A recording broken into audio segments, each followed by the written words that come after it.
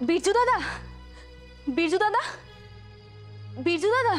দিদিমণি, দিদিমণি আপনি আমারে ডাকতেছেন? আমি ওই দেউড়িতে একটু ছিলাম, বলুন আমাকে কি করতে হবে? হ্যাঁ ডেকেছিলাম, বিহারী বাবুর ওই বন্ধুর বাড়িতে একটু যাও না, এতক্ষণে হয়তো কোনো খবর এসে থাকতে পারে। যাও না, গিয়ে একটু খোঁজখানা নিয়ে এসো না। ঠিক আছে, আমি যাচ্ছি। দাঁড়াও, কারোর কোথাও যাওয়ার দরকার নেই, আমি যাব। আপনি যাবেন? ভেবে দেখুন মহেন্দ্রবাবু, সে ধকল আপনার সইবে তো? তারপর আপনার স্ত্রী আমাকে দোষের ভাগী করবে না তো? আমাকে নিয়ে কারোর কোনো রকম মাথা ব্যথার দরকার নেই।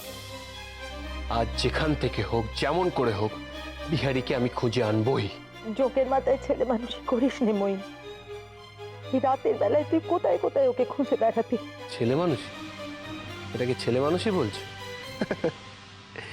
এই বাড়ি চোখের মণি, বুকের পাঁজর বিহারী নিখোঁজ, আর আমি তাকে খুঁজতে যাব না?